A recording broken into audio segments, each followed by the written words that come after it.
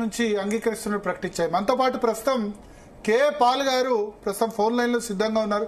Paul గారు, ఏం జరిగి ఉంటుంది, ఎందుకు కాల్పుల విరమణ ఒప్పందం కుదిరింది అనుకుంటున్నారు? చూడండి, నేను 12 రోజుల నుంచి ఒకే సబ్జెక్ట్ చెప్తున్నాను. టర్కీ పాకిస్తాన్ కి యుద్ధ సామాగ్రి ఇవ్వడం మనకు తెలుసు. 2 times టర్కీ వెళ్ళాం, చేస్తాం. ఈ రోజు కూడా నేను కొన్ని నిమిషాల్లో మరలా టర్కీ వెళ్తున్నాను. నెంబర్ 1. నెంబర్ 2, పాకిస్తాన్ వాళ్ళతో చర్చలు జరుపుతున్నప్పుడు ఒకటే నేను డిమాండ్ చేశాను. అది టెర్రరిస్టులు మీరేనా, మాకు అప్పు చెప్పండి, లేదా అమెరికన్ సహాయం, ఇండియన్ సహాయం తీసుకోండి. ఈ టెర్రరిస్టులన్నో మీకు ముందు నుంచి తెలుసు. నేను అల్ఖైదా అవ్వచ్చు, ఐసిస్ అవ్వచ్చు, అబు ముసాద్, ఈ నాయకులందరినీ కలిసి మారినప్పుడు ఏం చేస్తాం, ఫినిష్ చేసి పడిస్తాం. ఇది ఎప్పుడు 60 సంవత్సరాలు కంటిన్యూ అవుతూనే ఉంటది. దీనికి పెర్మనెంట్ సొల్యూషన్ నేను పాకిస్తాన్ వెళ్తానంటే Pakistan president Zardari, Pakistan prime minister Sharif garu రమ్మంటే 12 రోజులు అయింది. నేను అమిత్ షా గారిని, మోదీ గారిని కలుస్తానని రూపాలా గారి మీటింగ్ ఏర్పాటు చేస్తుంది. వాళ్ళు పాజిటివ్ గా రెస్పాన్స్ అవ్వాల. అందుకని నేను పాకిస్తాన్ వెళ్తూ అమెరికా వెళ్ళి ఏప్రిల్ 29, 30 10లో 9 మంది పెద్ద లీడర్స్ ని కలిస్తే వాళ్ళందరూ నాకు మద్దతు ఇచ్చారు, ఒక ట్రంప్ తప్ప. నిన్నటి వరకు ట్రంప్ ఇన్వాల్వ్ అవ్వని అన్నాడు. ప్రెషర్ పెట్టాం, ట్రంప్ కూడా మాట్లాడాడు. రాత్రి మొదటిసారి, లేకపోతే మార్కో రూబియోని పంపాడు, నువ్వు మాట్లాడాలి. వైస్ ప్రెసిడెంట్ అయితే వాళ్ళు ఎక్కువ వచ్చినట్టు వాళ్తాడు, మాకు ఇండియా పాకిస్తాన్ యుద్ధంతో సంబంధం అయితే వాళ్ళు చూసుకుంటారని.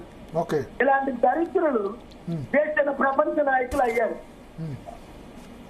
శాంతి అన్నది అందరికీ అవసరం అండి. అమెరికా కావాల్సింది యుద్ధం.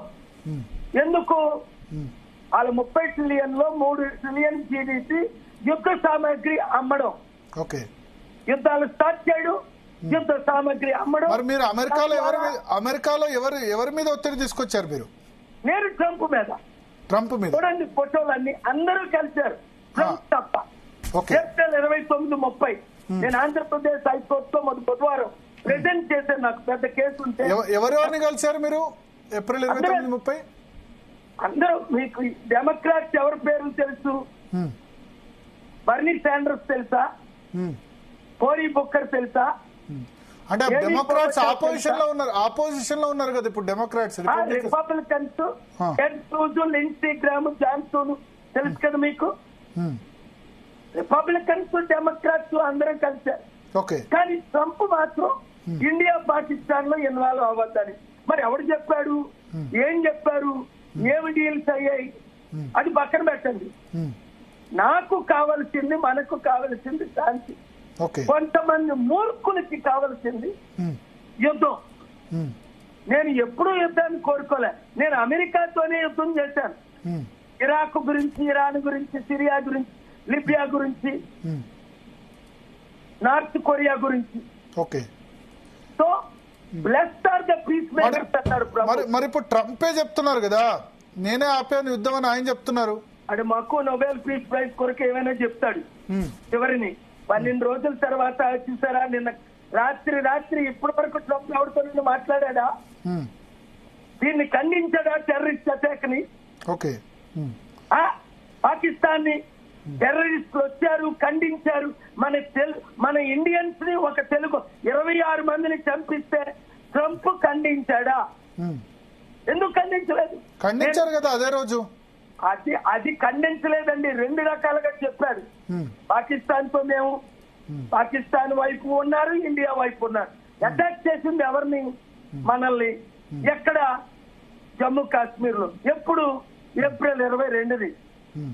I strongly condemn terrorist attacks of Pakistan, and all terrorists must be held accountable. We will support Indian government and Pakistani government to wipe out terrorism. Annada చెప్పండి, నాకు వీడియో పంపించండి. ఓకే. సో ఇప్పుడు మీరు పాకిస్తాన్ లో కూడా మాట్లాడారు అని చెప్పారు. ఎవరు? మీరు మంచి ప్రశ్న అడిగారండి. యా. మీకు చాలా ఎక్స్పీరియన్స్ ఉన్నట్టుంది. 1000 సంవత్సరాల నుంచి యుద్ధం జరుగుతుంది. అరే పాకిస్తాన్ పుట్టి 78 సంవత్సరాలు అయింది. 1000 సంవత్సరాలు ఎక్కడండి యుద్ధం? అది ఏం మాట్లాడతాడో వాడికే తెలీదు. ఓకే పాల్ గారు, నా వల్ల యుద్ధం, పాల్ గారు వినిపిస్తుందా అండి? చెప్పండి. నా వల్ల యుద్ధం ఆగిపోయిందని మీరు స్టేట్మెంట్ ఇచ్చారు, యుద్ధం ఆపని అంటున్నారు. నెక్స్ట్ జరిగే చర్చల్లో మీరు పాల్గొనబోతున్నారా ఇరు దేశాలతో? అసలు ఎవరితో? తప్పు తప్పు తప్పు. నా వల్ల యుద్ధం ఆగల. కొన్ని కోట్ల మంది ప్రార్థించారు, యుద్ధం ఆగింది.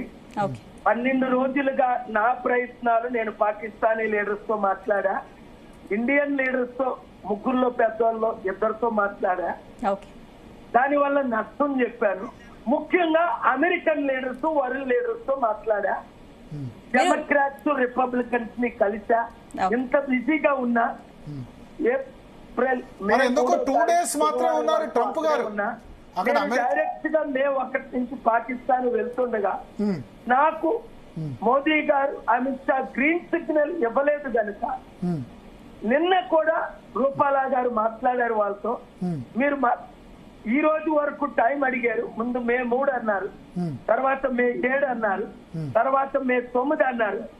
అందుకని నేను పర్సనల్ గా కలడానికి మీరు పాల్ గారు, మీరు ఇంతకు ముందు పాకిస్తాన్, పాల్ గారు నేను బయలుదేరుతున్నా.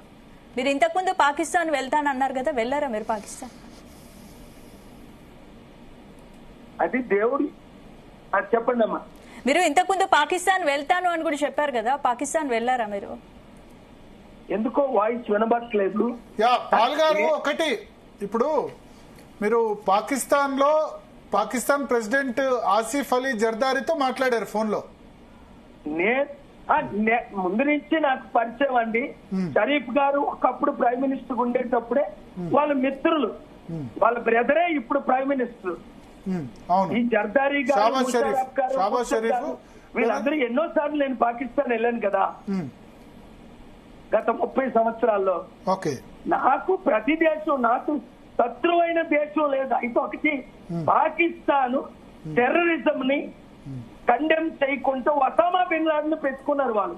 అది తప్పు కదా. టెర్రరిస్టుల్ని నేనేమంటానంటే, ఈ 18 రోజుల్లో మీరు ఏమైనా మాట్లాడారా పాకిస్తాన్ వాళ్ళతో? ఒక 10-15 సార్లు మాట్లాడారండి. ఎవరెవరితో మాట్లాడారు? నేను మోదీ గారితో మాట్లాడలేదు. డైరెక్ట్ గా మోదీ గారితో రిక్వెస్ట్ చేసిన, రూపాలా గారితో, అమిత్ షాతోనే అయిపోతుందో తప్ప మోదీ గారు ఫోన్ లో కానీ పర్సనల్ మీటింగ్ కానీ కలలేదు. వెయిట్ అలా ఇంకొక. ఇప్పుడు మీరు భారత్ పాక్ చర్చలో మీరు పాల్గొంటున్నారా Paul garu? I only agreed for 2 minutes. చాలా మంది కాల్ చేస్తారు, చెప్పండి. Both international, national media. ఎదుగోండి. Thank you. ఇప్పుడే థ్యాంక్ యూ.